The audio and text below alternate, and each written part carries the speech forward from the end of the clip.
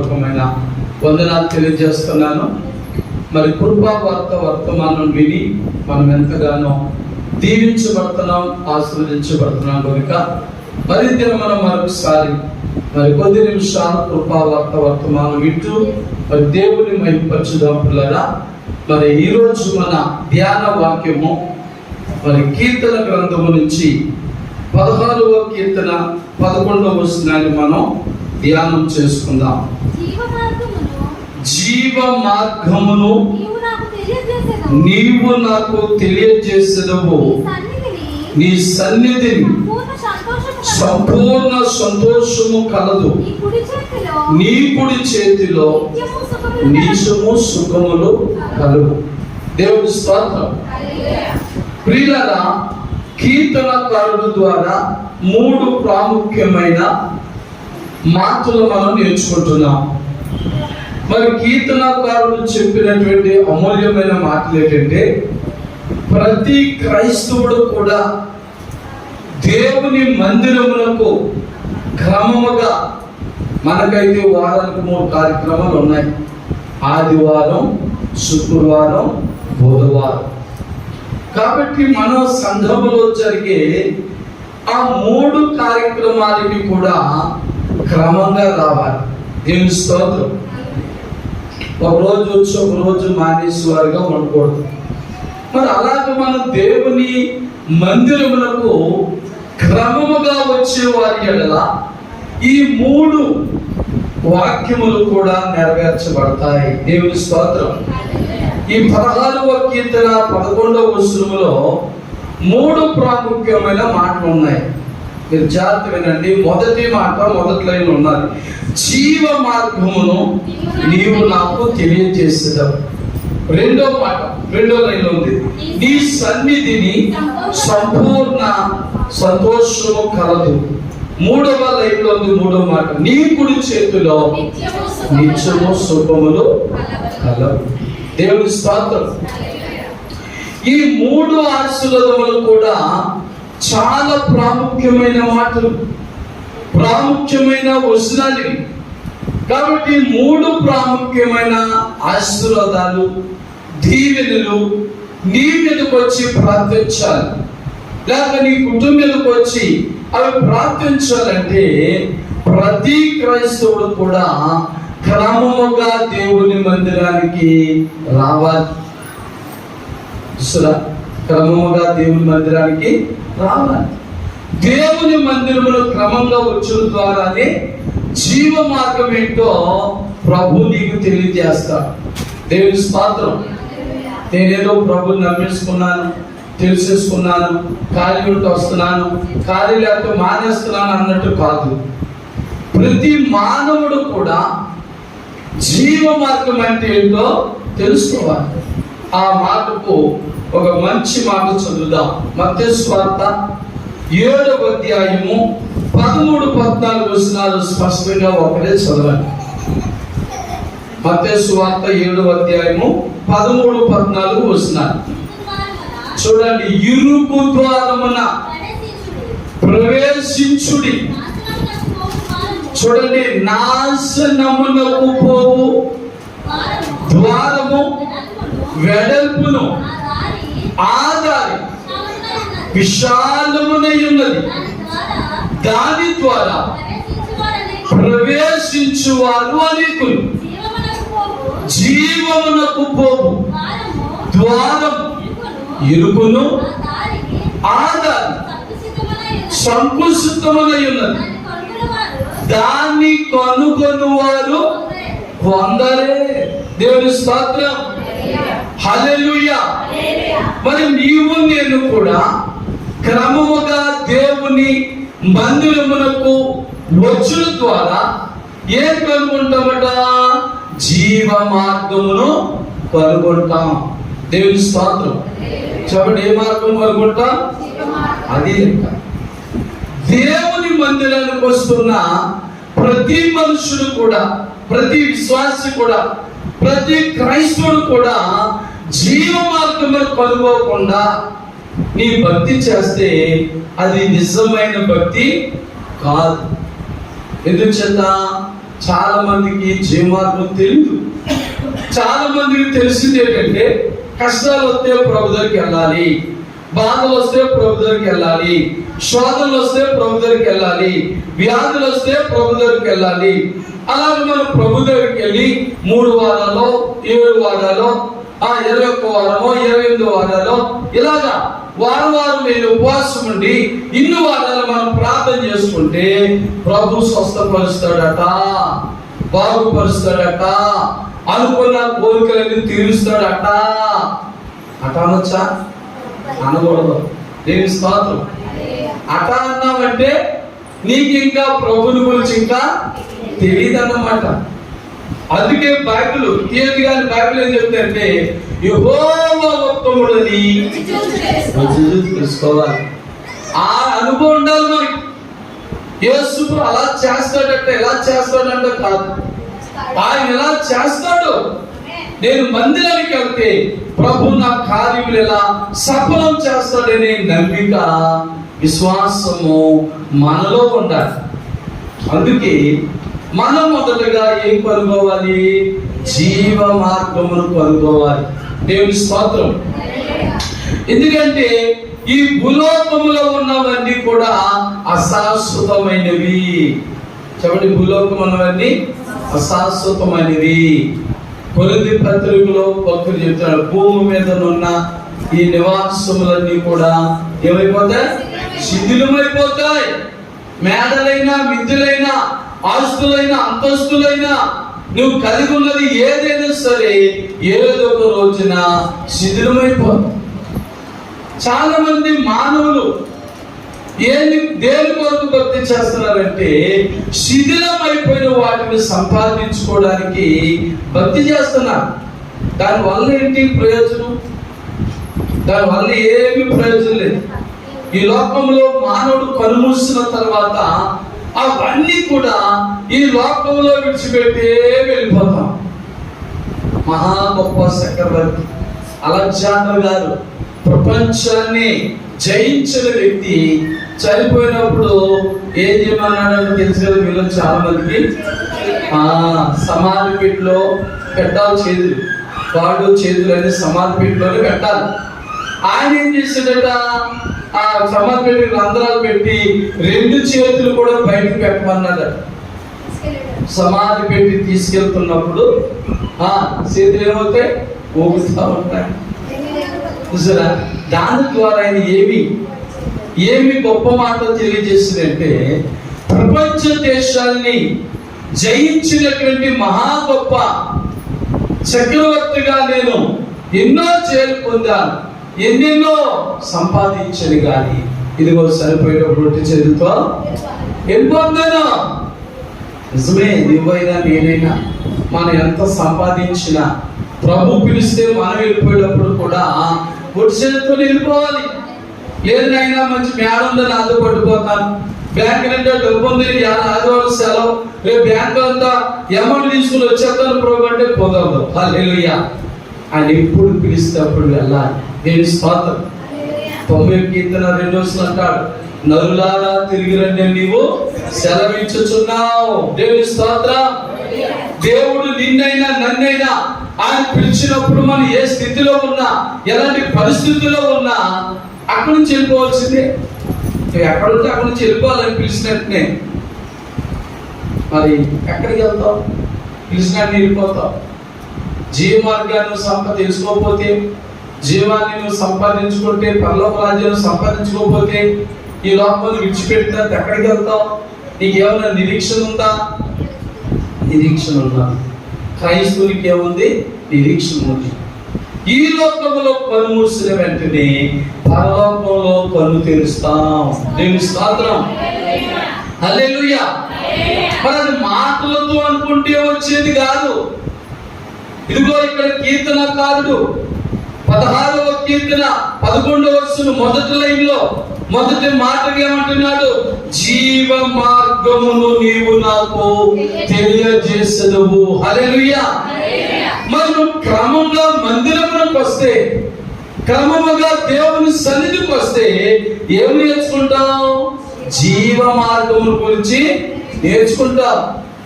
మనం Sunday school పెట్టి చదివింది కదా ఏంటి, మత్తయి సువార్త 7:13-14 చదువుతా బిడ్డ. ఏముంది అక్కడ? ఎన్ని మార్గాలు ఉన్నాయి అక్కడ? ఎన్ని మార్గాలు చెప్పండి? 2 మార్గాలు ఉన్నాయి. ఏంటి? ఒకటి విశాలమైన మార్గము, రెండోది ఇరుకైన మార్గము. చాలా మంది ఏ మార్గంలో వెళ్తున్నారన్న బిడ్డ చదివింది విశాలమైన మార్గం.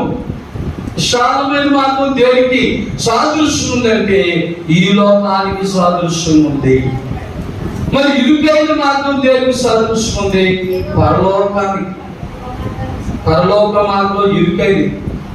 మరి ప్రభువుని నమ్ముకుంటే కొన్ని నియమ నిబంధనలు ఉంటాయి, ఆజ్ఞలు ఉంటాయి, కట్టడలు ఉంటాయి. అవన్నీ పాటించడం చాలా కష్టం అనుకుని భూలోకంలో ఉన్న మానవులు జీవ మార్గం తర్వాత చూద్దాంలే, ఈ విశాలమైన మార్గమైన పాపలోకంలోని ఈ లోక మార్గంలోనే వెళ్ళిపోదాం అనుకుంటున్నారు. కానీ బైబిల్ చెప్తుంది ఒక గొప్ప మాట, మార్గములలో నిలుచుండి ఏది ఆ పురాతనమైన మార్గమో తెలుసుకుని అందులో నడవండి. దేవుడు స్తోత్రం. మరి ఏ మార్గం బట్టి మార్గం నచ్చకూడదు. చాలా మార్గాలు ఉన్నాయి భూలోకంలో. ఏ మార్గంలోనైనా పర్లేదు అనుకోవద్దు. యేసయ్య అన్నాడు, తాను స్తోత్రం అన్నాడు, నేనే మార్గమును సత్యమును జీవమును, నా ద్వారా తప్ప ఎవడును పరలోక రాజ్యమునకు ప్రవేశించడం చెప్పేసరి. ఇప్పుడు మనం ఏ మార్గంలో నడాలి? యేసు మార్గంలో నడవాలి. అది ఎప్పుడు మార్గం అంట? నిన్న మొన్నటి మార్గం కాదు, పురాతనమైన మార్గం. భూమి ఆకాశము సృష్టించడం గురించి ఉన్న మార్గం అది. అలాంటి మార్గాన్ని తెలుసుకోవాలంటే నీ తరం నా తరం కాదు. నువ్వు ప్రతి ఆదివారం మందిరానికి వచ్చి దైవజనుడు ద్వారా పరిశుద్ధాత్ముడు మాట్లాడే ఆ మాటలను వింటే జీవ మార్గం ఏదో నీకు తెలియజేయబడతారు. హల్లెలూయా. అలా కాదండి పాస్టర్ కాదు, మీ దగ్గరే కాదు బైబిల్, మీ దగ్గర ఉన్న దానికంటే విలువైన బైబిల్, చాలా కాస్ట్లీ బైబిల్ నా దగ్గర ఉంది, నా ఇంట్లో నేను కూర్చొని చదివేసుకుంటానంటే కుదరదు. హల్లెలూయా. బైబిల్లోకి ఆయన అలా చేసేది కదా. ఎవరు? ఒక నపుంసకుడు చాలా శ్రద్ధా భక్తులతో అతడు రథం మీద ప్రయాణం చేస్తున్నా సరే బైబిల్ గ్రంథం చదువుతా వెళ్ళేవాడు. కానీ ఏమవుతుందంటే అర్థం అవ్వలేదు. బైబిల్ చదువుతున్నాడు తప్ప బాప్తిసం తీసుకున్నాడా? తీసుకోలేకపోయాడు. మారు మనసు పొందగలిగాడా? పొందలేకపోయాడు. చదివేస్తున్నాడు ఏదో. నిజమే ఈ రోజుల్లో కూడా చాలా మంది బైబిల్ చదువుతున్నారు తప్ప బైబిల్ ఉన్న సంగతులు వారు గ్రహించలేకపోతున్నారు. కాబట్టి ప్రభువారు ఏం చేశాడు? నాయన పిలుపు గారు, దైవజనుడా నువ్వు వెళ్ళు, అదిగా నపుంసకుడు చదువుతున్నాడే కానీ అర్థం చేసుకోలేకపోతున్నాడు, వెళ్ళి అర్థం చెప్పు. నేను స్తోత్రం. అట్టుకు వెళ్ళాడు, పదనాపాడు, మాట్లాడుతున్నాడు. నువ్వేం చదువుతున్నావు, గ్రహిస్తున్నావా అంటే ఆయన అంటాడు కదా, అయ్యా నేను చాలా భక్తితో విశ్వాసంతో ప్రార్థన పూర్వకంగా చదువుతుంది కానీ నాకు చెప్పేవాళ్ళు ఎవరు ఎలాగ అర్థమవుతుంది అన్నాడు. అప్పుడు వివరించి చెప్పాడు దైవజనుడు. జీవ మార్గముల గురించి చెప్పాడు, పరలోక రాజ్యముల గురించి చెప్పాడు. ఎవరు పరలోక రాజ్యం వెళ్తారో మరి వివరించండి కూడా చెబితే ఆయనలో ఏమి ఏర్పడ్డది? భయం. దేవుని అంటే భయం, జీవ మార్గం అంటే భయం, పరలోకం అంటే భయం కలిగి వెంటనే అంటాడు, ఆ రథము నాకు అంటాడు, అయ్యా ఇక్కడ నీళ్లు ఉన్నాయి, నాకు బాప్తిస్మం ఇచ్చి అన్నాడు. దేవుని స్తోత్రం. ఇన్ని రోజులు, ఇన్ని వారాలు, ఇన్ని నెలలు, ఇన్ని సంవత్సరాలు బైబిల్ చదివాడు, గ్రంథాలు చదివాడు, కానీ అతనికి బాప్తిస్మం పొందాలన్న భయం ఇప్పుడు కూడా కలగలేదు. ఇప్పుడు దైవజనుడు వివరించినప్పుడు ఆయన ఏం కలిగింది? భయం కలిగింది. ఇప్పుడే సరిపోతే జీవ మార్గంలోకి వెళ్తానా లేదా పరలోకానికి వెళ్తానా?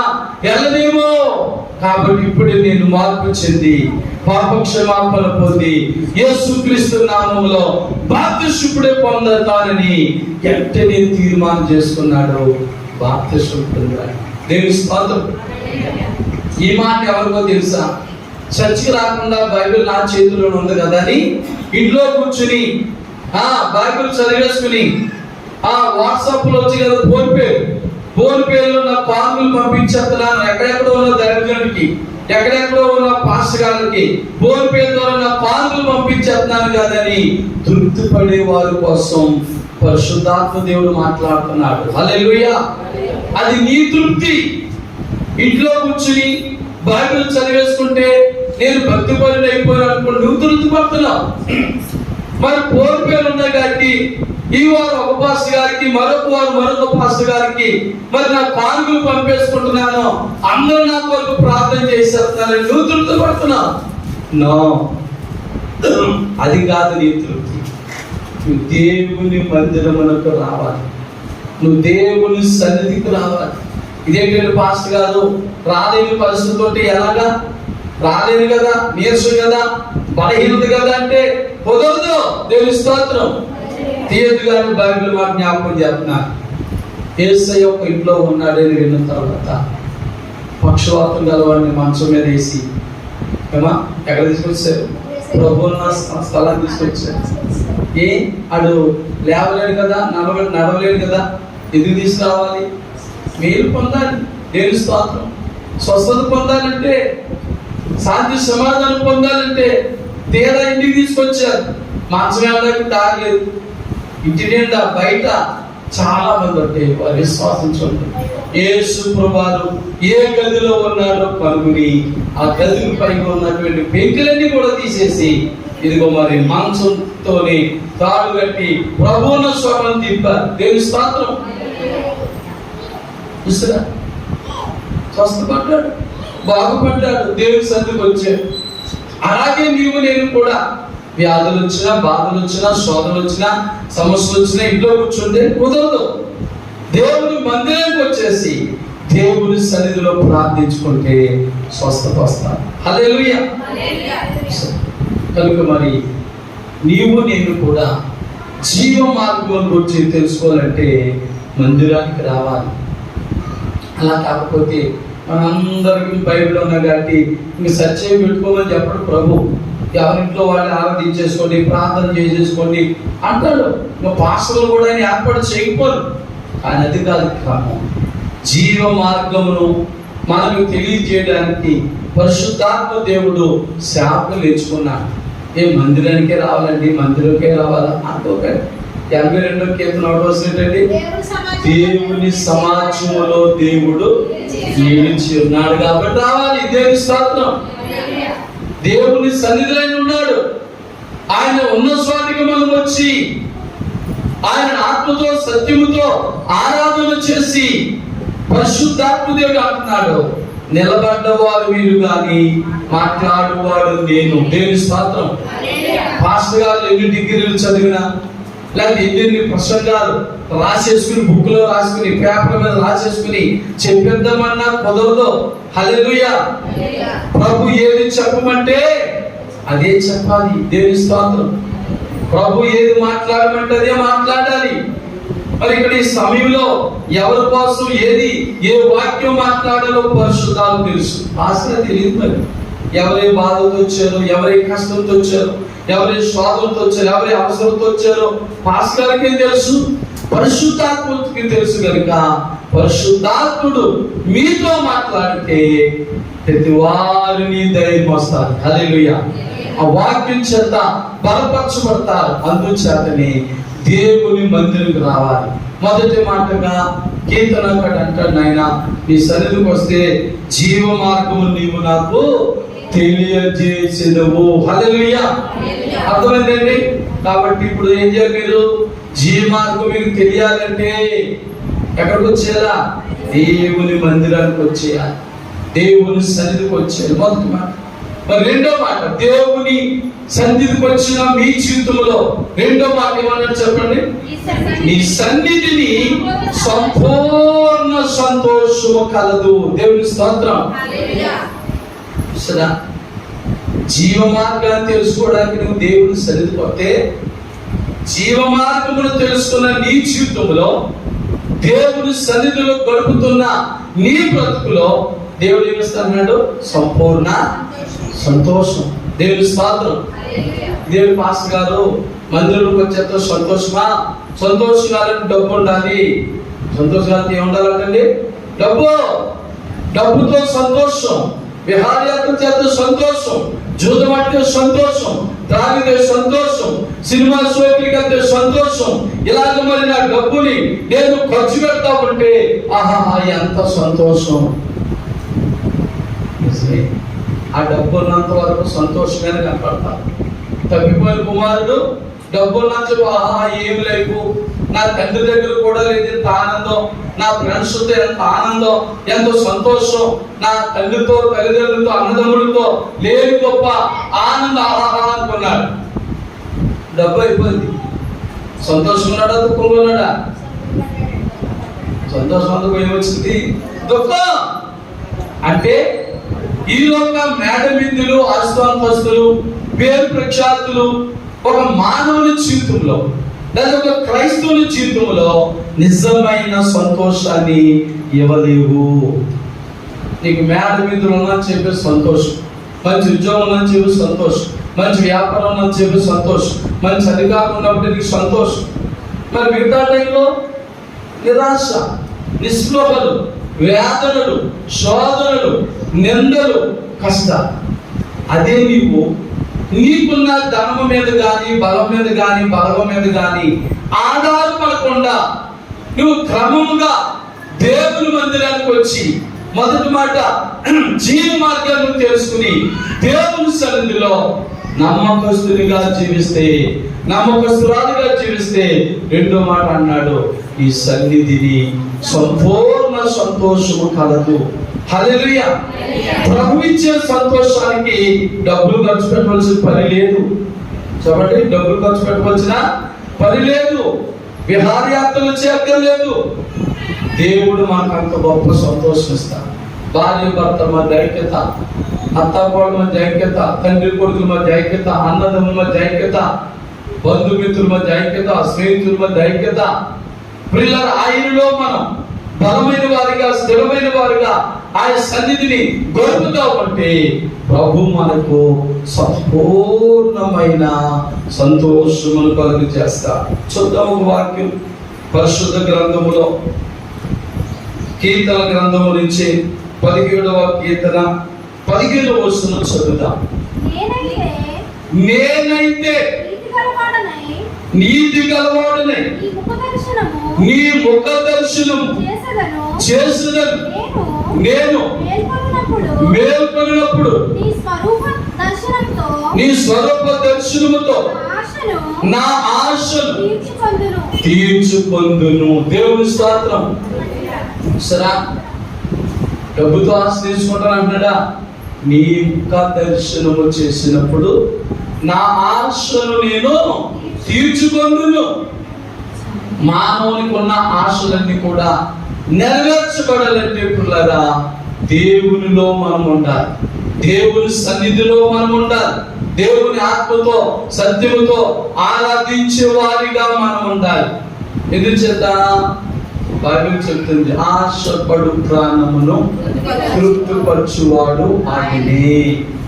మరో చోట అంట, నీ కోరికలు సిద్ధంపచేసి ఈ ఆలోచన యావత్తును సఫలపరుతును. దేవుని స్తోత్రం. ఇవన్నీ కూడా డబ్బుతో వచ్చిన సంతోషంగా, చెప్పండి, డబ్బుతో వచ్చిన సంతోషం కాదు, నీకున్న మేడమిద్దుల ద్వారా వచ్చేది కాదు. అది నీకు ఆశ ఉన్న ఆశను దేవుడు తీరుస్తానంటున్నాడు. నీకు కావలసినవి ఇవ్వడానికి, నీకు కావలసిన శాంతి, సంతోష, సమాధానాలు ఇవ్వడానికి ఆయన సిద్ధముగా ఉన్నాడు కనుక మరి నీవు నేను కూడా ఏ సంతోషం సంపాదించుకోవాలంటే దేవుని సన్నిధిలో ఉన్న సంతోషాన్ని సంపాదించుకోవాలి. అదెలా అంటున్నాడు?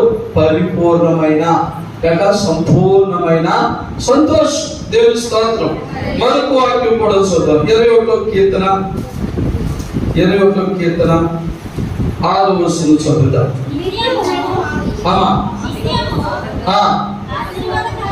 చూడండి, నిత్యము ఆశీర్వాద కారకుడుగా ఉండునట్లు నీవు అతన్ని నియమించున్నావు. హల్లెలూయా.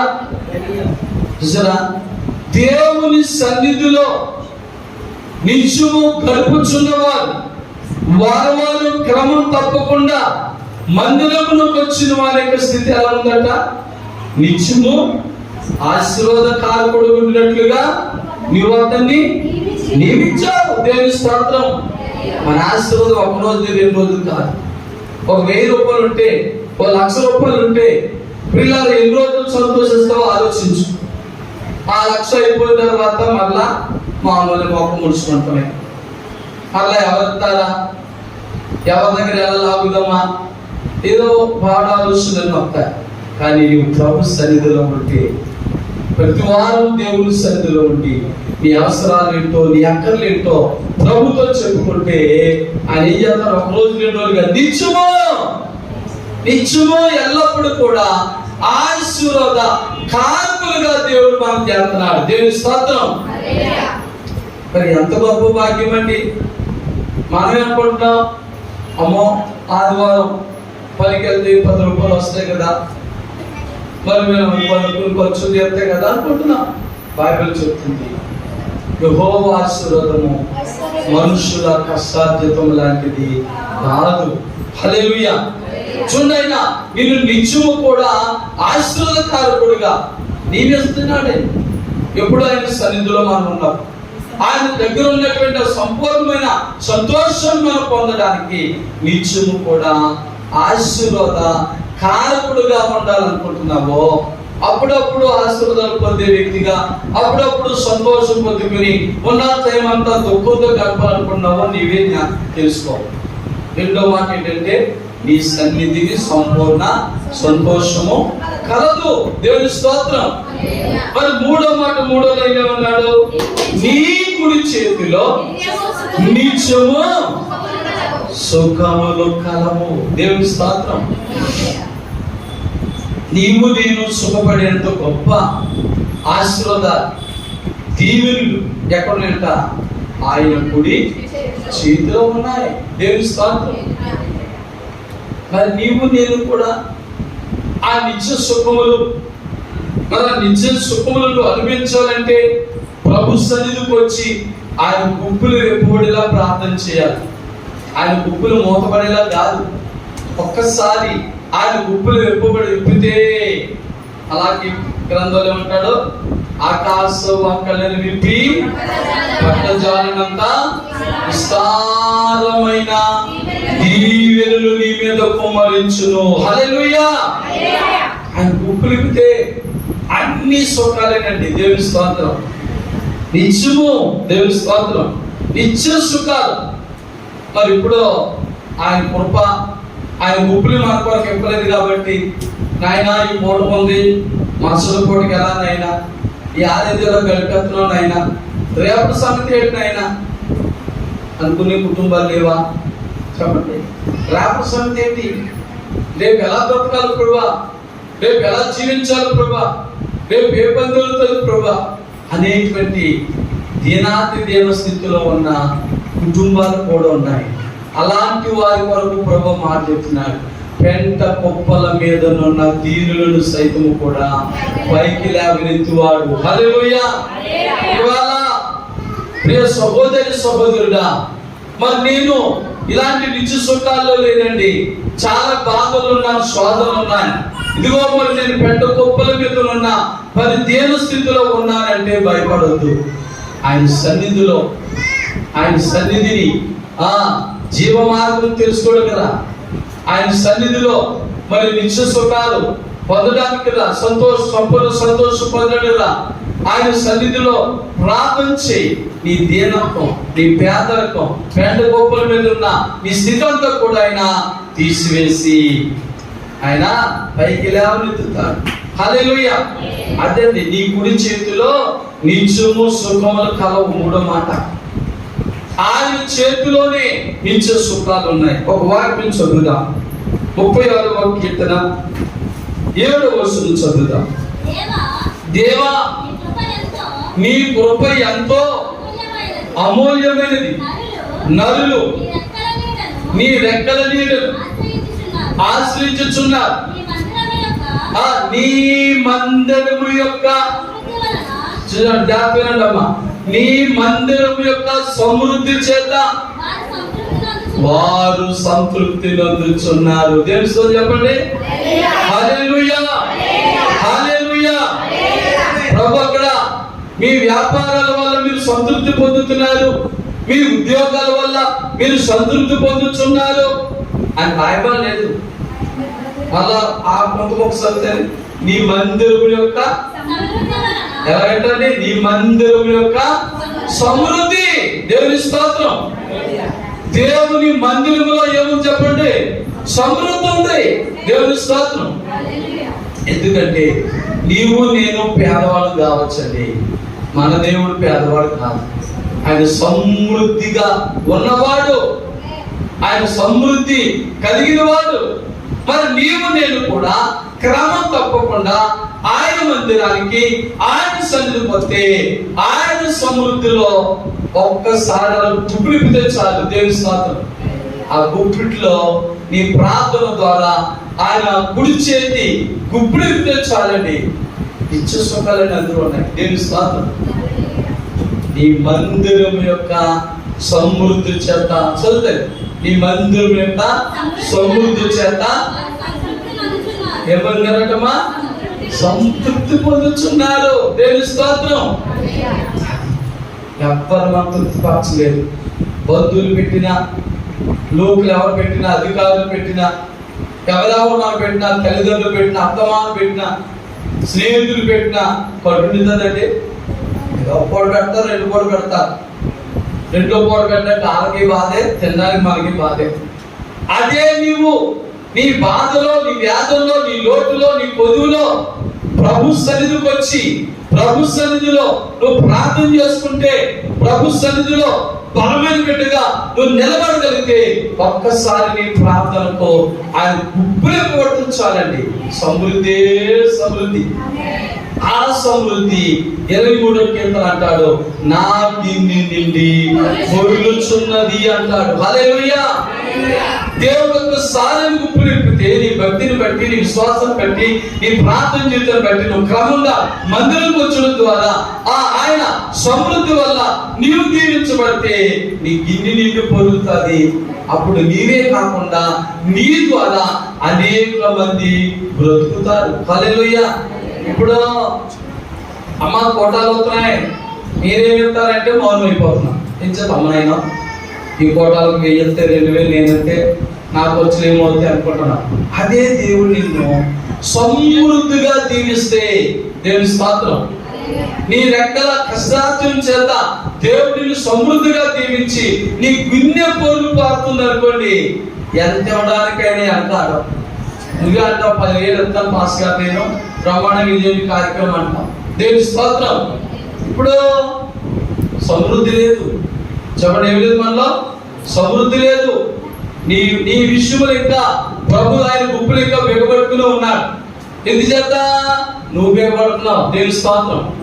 నీ దశభాగాలు బిగపడుతున్నావు, నీ ఆరాధన కానుకలు బిగపడుతున్నావు, నీ కృతజ్ఞత కానుకలు బిగపడుతున్నావు. ఇలాంటివన్నీ కూడా అమ్మ ఇది ఇచ్చేస్తాగా, అది ఇచ్చేస్తాగా, అమ్మ ఇంత ఇచ్చేనా, అంత ఇచ్చేనా. దేవుని స్తోత్రం. దేవునికి ఇస్తే నాకేమవుతుంది, ఇది నేను ఉంచుకుంటే రేపు ఉపయోగపడుతుందేమో అనుకుంటున్నావు. నువ్వు బిగపడుతున్నావు కాబట్టి ఆయన నీ కొరకు, నీ ఆయన కుడి చేతిలో ఉన్న నిత్య సుఖాలన్నింటిని కూడా ఆయన బిగపడుతున్నాడు.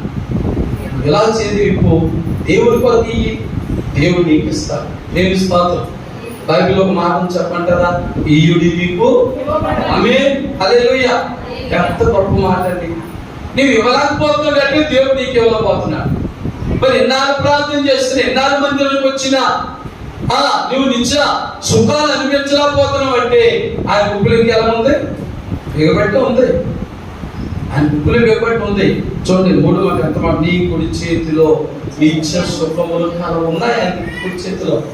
మన ప్రార్థన ద్వారా ఆయన అలా గుర్తించాలి. దేవుని స్తోత్రం. కనుక మరి ఈ 3 మాటలు చాలా ప్రాముఖ్యమైనవి క్రైస్తవుల జీవితంలో, విశ్వాస జీవితంలో. నువ్వు ఆశీర్వాద కారకుడుగా ఉండడానికి, 10 మందికి నీవు మాదిరిగా ఉండడానికి, 10 మందికి నీవు పెట్టేవాడిగా ఉండడానికి, దేవుని సేవలో ముందుకొచ్చి నేనున్నాను పాస్టర్ గారు, ఈ పని చేయండి, నా వంతుకు నేను ఇస్తానని నువ్వు ముందుకు వచ్చే పరిస్థితి ఉండాలంటే నీవు క్రమముగా మందిరానికి వచ్చి నీ నిమిత్తము ఆ బిగపట్టబడిన ఆ ప్రభు యొక్క గుప్పెలు నీ ప్రార్థనతో ఇప్పబడాలి. దేవుని స్తోత్రం, దేవుని స్తోత్రం. ఆ రీతిగా చేస్తే క్రైస్తవుడైనా నీకైనా నాకైనా ఏ లోటు ఉండదు, ఏ కొదు ఉండదు. వీటన్నిటికీ కారణం ఏంటి? క్రమముగా మందిరానికి రావాలి. ఈ మూడు కూడా ఆశీర్వాదాలు ఎక్కడ ఉన్నాయి? మందిరంలో ఉన్నాయి. చెప్పండి, ఎక్కడమ్మా? మందిరంలో ఉన్నాయి. ఏదది? మొదట్లో మాట చెప్పండి. జీవమార్గములు నీవు నాకు తెలియజేస్తావు. జీవమార్గం ఎక్కడంట? దేవుని మందిరంలో తెలుసుకోవాలి మనం. రెండోది, ఈ సన్నిధిలో సంపూర్ణ సంతోషాలు ఉన్నాయి. ఎక్కడున్నాయి? ఆయన మందిరంలో ఉన్నాయి. మూడో మాట, నీ చేతిలో, నీ కుడి చేతిలో నిత్య సుఖములు ఉన్నాయి. అవి ఎక్కడున్నాయి? దేవుని సన్నిధిలో ఉన్నాయి. అందుచేత క్రైస్తవ బిడ్డలారా, సంఘ బిడ్డలారా, సోదరి మండలారా, మరి కృపావార్త వర్తమానం విలుచున్న ప్రియులారా గమనించండి. ఆదివారం దేవుని సన్నిధి మానకండి. ఆదివారం దేవుని సన్నిధి మానకుండా వస్తే ఈ మూడు ఆశీర్వాదాలు కూడా, ఈ మూడు విధాలైన గొప్ప ఆశీర్వాదాలు, మామూలు ఆశీర్వాదాలు కాదు. చనిపోతే పరలోకం, జీవమార్గం తెలుసుకుంటే. అలాగే భూలోకంలో దుఃఖంలో బాధలు ఉన్న వారికి దేవుని సన్నిధికి వస్తే ఏంటంటే సంపూర్ణ సంతోషం. అలాగే మరి నాకు అది లేదు, ఇది లేదు, అది చేయలేకపోతే ఇది చేయలేకపోతే అనుకుంటే నువ్వు దేవుని సన్నిధికి వచ్చి ప్రార్థన చేసుకుంటే మూడో మాట, నీ కుడి చేతిలో నిత్య సుఖం ఉన్నాయి. ఎంత గొప్ప మాటలు ఈ కీర్తనకారుడు 16వ కీర్తన 11వ వచనంలో తెలియజేస్తాడో మనం క్లుప్తంగా నేర్చుకున్నాం, క్లుప్తంగా ధ్యానం చేస్తాం కనుక ఈ మూడు మాటల్లో ఏదైనా లోటు కానీ లోపం కానీ నీలో ఉంటే ఇప్పుడే మనం మోకరించి, ప్రభువా నిజమే, పరిశుద్ధాత్మ దేవుడు మా దైవజనుల ద్వారా మాట్లాడినందుకు నీకు వందనాలు ప్రభువా అని మనల్ని మనం సరి చేసుకుని మానకుండా మందిరానికి వచ్చి ప్రభు యొక్క దీవెనలు మనం పొందుదాం. పిల్లరా, అందరూ కూడా తలలు వచ్చుదాం, మోకరించి ప్రభు సన్నిధిలో ఒక్క నిమిషం నీ జీవితాన్ని పరీక్షించుకో, నీ బ్రతుకును పరీక్షించుకో. నీకు జీవమార్గాన్ని తెలుసుకున్నావా ఇంకా లేదా? ఇన్ని సంవత్సరాలైనా ఆ జీవమార్గం అంటే నాకు తెలియదండి అనే స్థితిలో ఉన్నావా? అలాగే మరి నువ్వు సంపూర్ణ సంతోషంగా ఉన్నావా లేదో ఒకసారి పరీక్షించుకో. నువ్వు దేవుని సన్నిధికి క్రమంగా రాకపోతే పరిపూర్ణమైన సంతోషం నీలో ఉండదు. అలాగే మరి ప్రభువు నీ కోసం ఆయన పరలోక ఆశీర్వాదాలు, ఆకాశవాకులు నింపి పట్టజాల విస్తారమైన దీవెనలు నీ మీద ఇంకా కురిపించడే లేదా? కురిపించకపోతే ఆయన సన్నిధికి వచ్చి భారం కలిగి, బాధ్యత కలిగి ప్రార్థన చేస్తాం. ప్రేమమయుడా యేసయ్యా మీకు వందనాలు. ఇదిగోనైనా 16వ కీర్తన 11వ వచనం నుండి 3 ప్రాముఖ్యమైన మాటలు క్లుప్తంగా మేము ధ్యానం చేస్తాం. మా సంఘ బిడ్డలు, అలాగే కృపావార్త వర్తమానం వింటున్న ప్రతి బిడ్డలు కూడా ఇదిగోనైనా మరి గ్రేస్ మినిస్ట్రీస్ ఇండియా మరి యూట్యూబ్ ఛానల్ ద్వారా అనేక మంది ఈ ప్రసంగాలు వింటున్న వారు దీవించబడుతున్నామని ఫోన్లు చేస్తున్నారు, మెసేజ్లు పెడుతున్నారు. ప్రభా, అలాంటి వారందరినీ బలపరచండి. మరి grace ministries India YouTube channel ద్వారా ప్రభా అనేక మంది ఆశీర్వాద కారకులుగా ఈ కృపావార్త వర్తమానం ద్వారా దీవించబడినట్లుగా, అలాగే మా సంఘము కూడా దీవించబడినట్లుగా, ఆశీర్వదించబడినట్లుగా సహాయం చేసి మహిమ ఘనత ప్రభావం పొందమని మా ప్రభువును ప్రియరక్షకుడైన యేసుక్రీస్తు పరిశుద్ధ నామములో ప్రార్థించి వేడుకొనుచున్నాము తండ్రి, ఆమేన్. దేవుని స్తోత్రం.